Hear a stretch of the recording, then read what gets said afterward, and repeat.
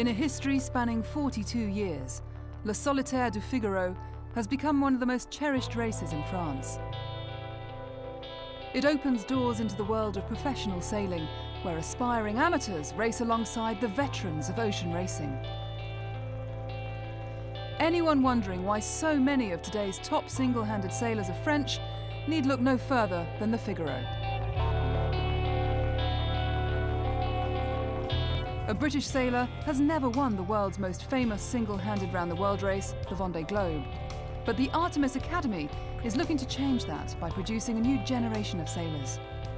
The offshore sailing career aiming for the Vendée Globe is something I've been aiming for a while, and the Artemis Academy has given me the opportunity to do that. Well, I'm hoping it's just the beginning and I can do a lot more, and my aim is the Vendée Globe, and hopefully we can reach there eventually. But I imagine my result on this won't decide it, but if I do well it'll make it easy, and if I do badly, possibly less easy. But hopefully there's a long way to go. Time will tell. It's been a long journey for everyone involved since the outset. 9 months ago, the first Offshore Academy scholarship was launched, and the competition for selection was fierce. Each candidate had to show skill in navigation, seamanship and stamina. Just hours before the start of the first leg of the Solitaire du Figaro, the team are still making final preparations.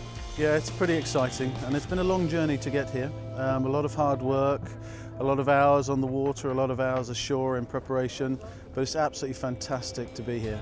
I'm sure this won't be his last solitaire. It'll probably be his first of many, we hope. And then one day in the future, who knows, maybe the Vendée. Well, I'm impressed with Sam's focus, and I guess he showed that as a very small child as well, which wasn't always that easy, but it's taking him where he wants to go, and I'm just delighted for him.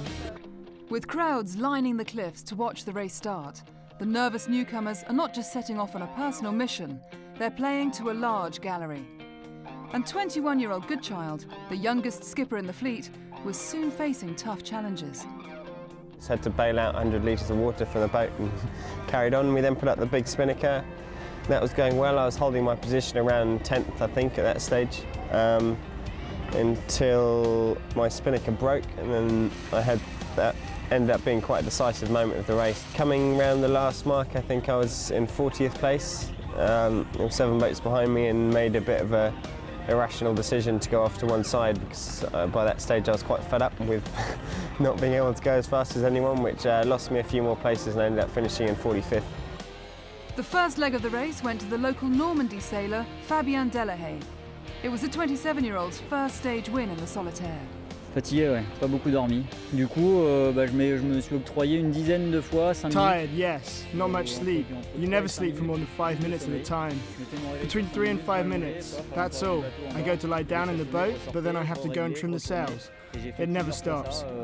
Plusieurs fois 5 minutes et comme quoi ça marche, puisque je suis pas plus fatigué que ça et j'étais en forme jusqu'au bout. The second leg started in strong breeze, and even the experienced leaders were finding it tough.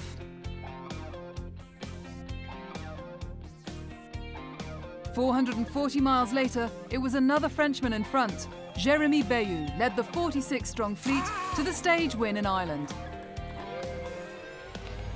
Je m'applique, quoi, donc des fois ça finit par payer, c'est bien.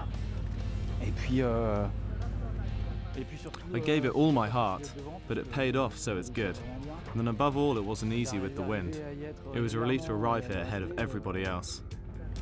Au bout du compte, t'es super content de toi. Goodchild improved on his first leg result, finishing 33rd in the incredibly tough leg. And don't really feel like I did as well as I could have done, but I had some good bits and some bad bits, so it's not all downer. Just could have been better. 2 legs of this great race remain. On the next leg, the Figaro fleet journeys south to Brittany. From there, the young sailors negotiate their way through the Channel Islands and onto the finish in Dieppe. And Seamaster will be on the dockside to meet them.